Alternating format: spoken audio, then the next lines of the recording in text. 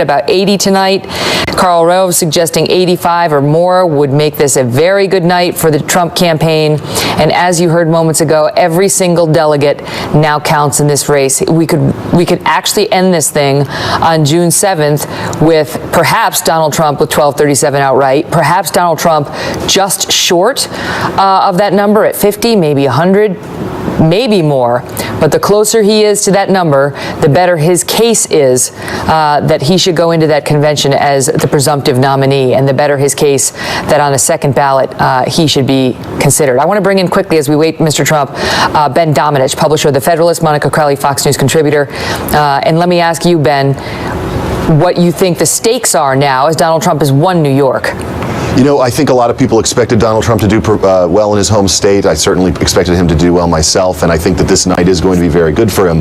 But this does set up a situation where we're going to have to see how much momentum he can actually take out of this. You see the future of this map where you go into states like Indiana, states like California, where you essentially have 53 elections, and it's going to be very challenging for him. Stand by. I'm going to get back to both of you as soon as he's finished. Stand by. Yes. Let's listen to Mr. Trump. The people of New York, when they give us this kind of a vote, and it's just incredible. And I guess we're close to 70%, and we're going to end at a very high level. Fully support him.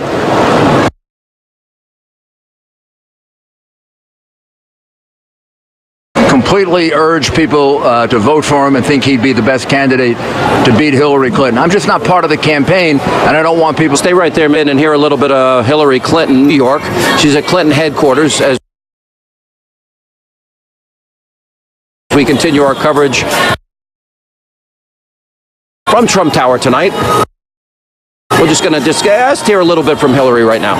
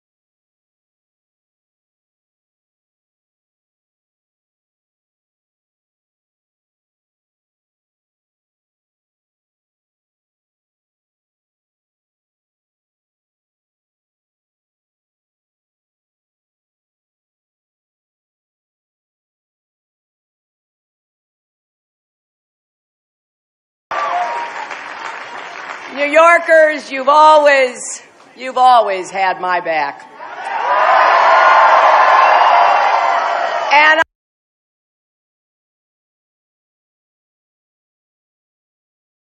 I've always tried to have yours. Today, together, we did it again, and I am deeply, deeply grateful. I want to thank everyone who came out and voted, and to all of you across New York who've known me and worked with me for so long. It is humbling. It's humbling that you'd trust me with the awesome responsibilities that await our next president.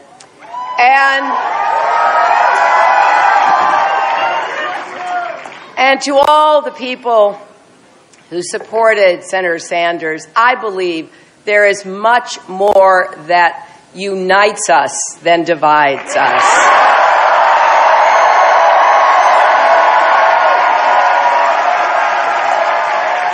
You know, we started this race not far from here on Roosevelt Island, pledging to build on the progressive tradition that's done so much for America, from Franklin Roosevelt to Barack Obama. And tonight, little less than a year later, the race for the Democratic nomination is in the home stretch and victory is in sight.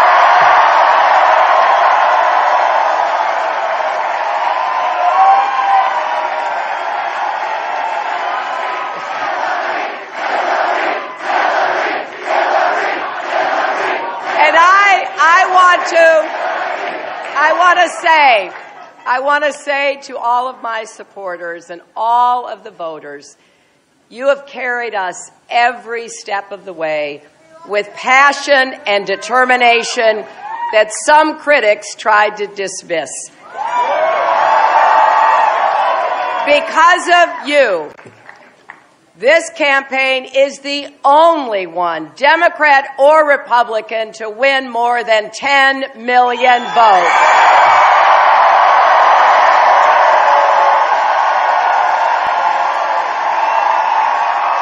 But I'm going forward because more voices remain to be heard, and tomorrow it's on to Connecticut, Delaware, Maryland, Pennsylvania, Rhode Island, and beyond. We need you to keep volunteering. I hope you will join the 1.1 million people who've already contributed at HillaryClinton.com. And by the way, most with less than $100, because we have more work to do. Under the bright lights of New York, we have seen that it's not enough to diagnose problems. You have to explain how you'd actually solve the problems.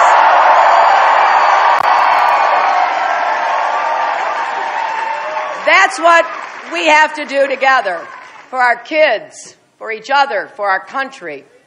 So I want you with me to imagine a tomorrow where no barriers hold you back and all of our people can share in the promise of America.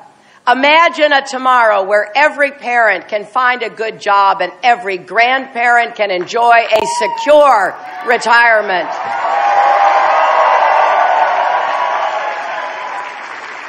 Where no child grows up in the shadow of discrimination or under the specter of deportation.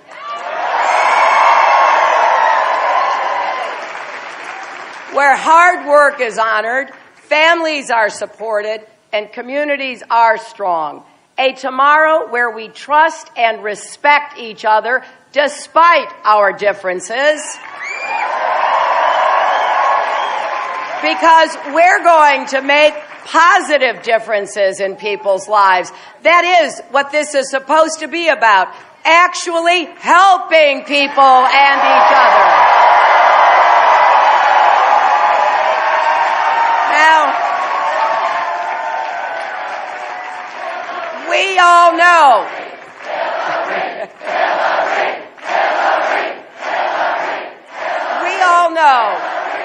too many people who are still hurting. I see it everywhere I go. The Great Recession wiped out jobs, homes, and savings, and a lot of Americans haven't yet recovered. But I still believe with all my heart that, as another great Democratic president once said, there's nothing wrong with America that can't be cured by what's right with America.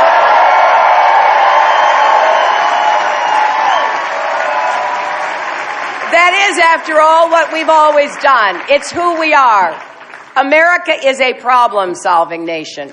And in this campaign, we are setting bold, progressive goals backed up by real plans that will improve lives, creating more good jobs that provide dignity and pride in a middle-class life, raising wages and reducing inequality, making sure all our kids get a good education no matter what zip code they live in.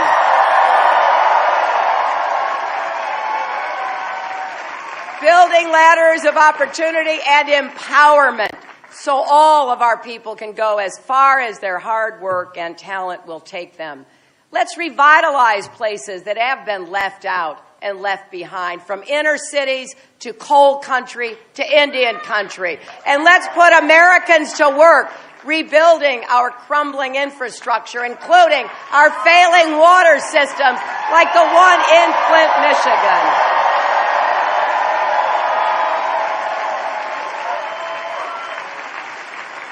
There are many places across our country where children and families are at risk from the water they drink and the air they breathe. Let's combat climate change and make America the clean energy superpower of the 21st century.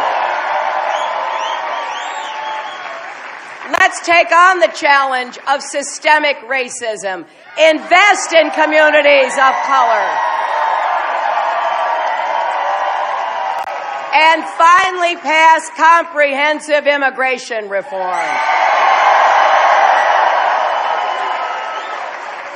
And once and for all, let's guarantee equal pay for women.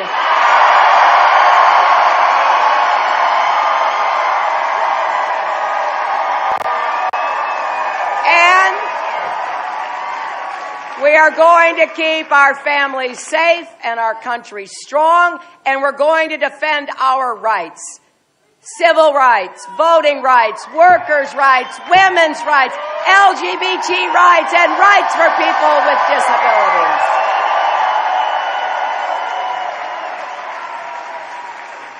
Those are, after all, New York values, and they are American values.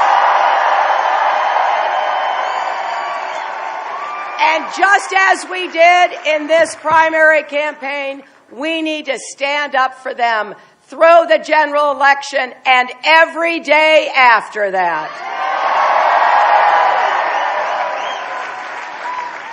You know, it's becoming clearer that this may be one of the most consequential elections of our lifetimes.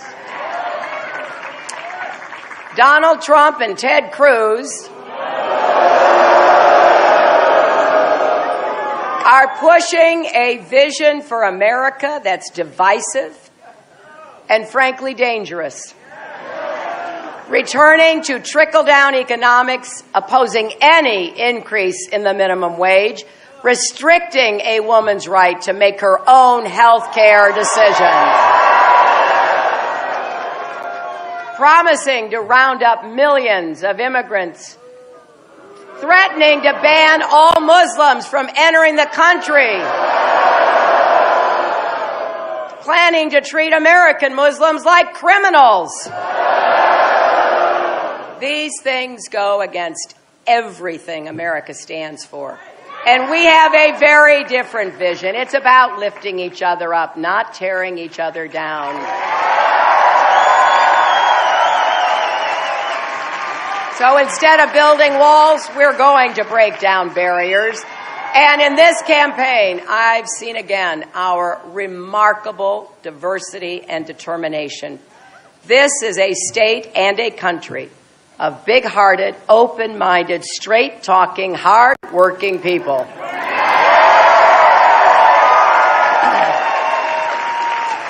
You know, like John, a firefighter from the South Bronx that I met shortly after 9/11 as he searched for survivors at Ground Zero. And like so many others, John got sick from breathing the toxic air.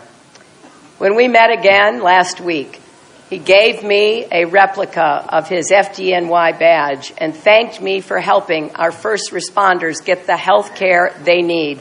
We have to keep fighting for John and all of our firefighters and our police officers, our emergency responders, and the construction workers who did so much for us.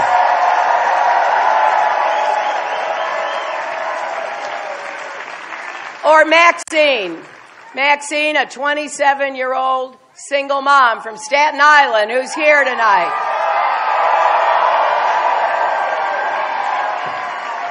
She shared with me how she worked her way out of poverty, graduated from college, thanks in part to the help she got for her child from the Children's Health Insurance Program that we started in the 1990s.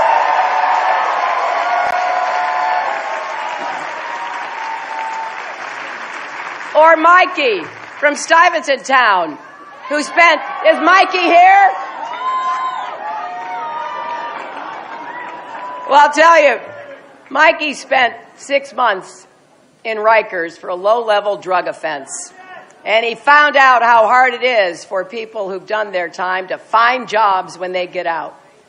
Mikey managed to start his own ice cream shop. I took a lot of you in reality or through the media there yesterday.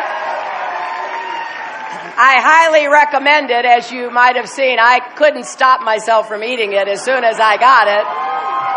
By the way, he made a concoction for me called Victory.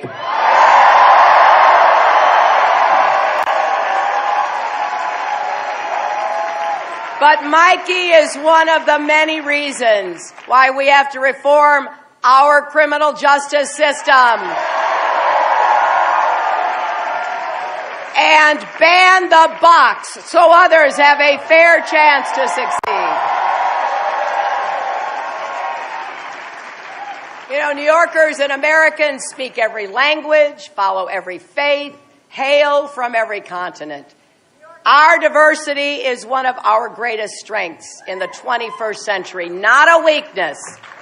As Robert Kennedy, whose Senate seat I was honored to hold, once said, "We are a great country, an unselfish country, and a compassionate country." And no matter what anyone tells you or what you might hear from others running for president, that is still true today.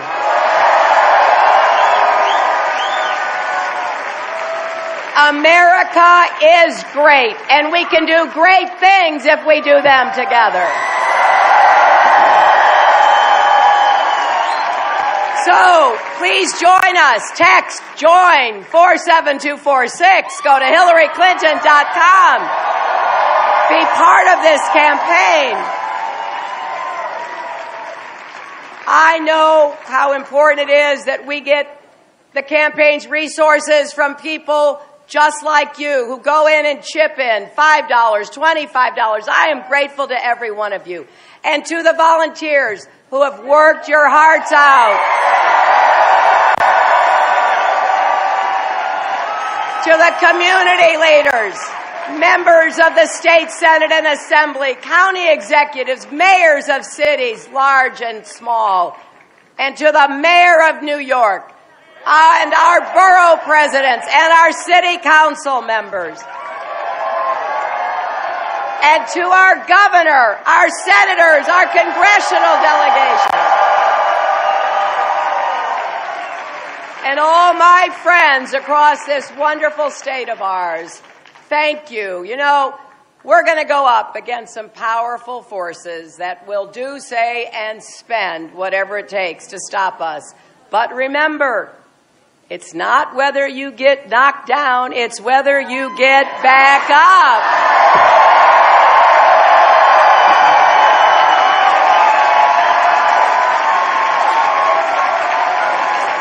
And finally, let me say this.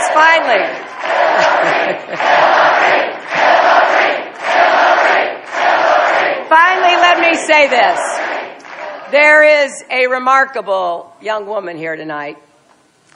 Her name is Erica.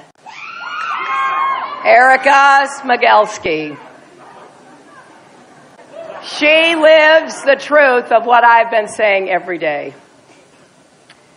Erica's mother, Dawn, was the principal of Sandy Hook Elementary School. And she died trying to protect her children, her students. Erica was devastated, as any family member is. And she couldn't imagine life without her mom. But then she got thinking. She got back up. She'd never been involved in politics before, but she has made it her mission to advocate for common sense gun safety reform.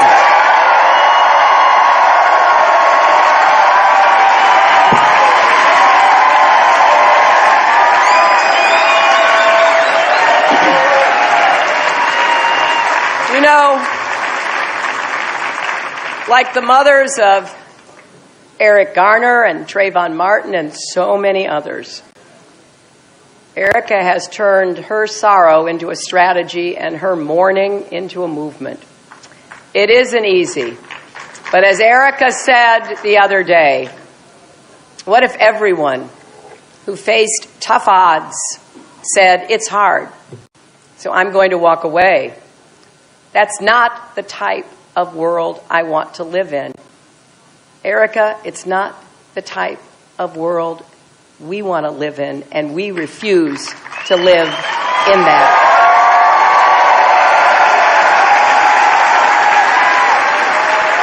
So, my friends, that's the spirit that makes this country great. It's how New Yorkers pulled together and rebuilt our city after the worst terrorist attack in our history. It's how Americans worked our way back from the worst economic crisis in our lifetimes. And it is how we're going to break down all the barriers holding us back. The motto of this state is Excelsior, ever upward. So let's go out and win this election and all rise together. Thank you so much.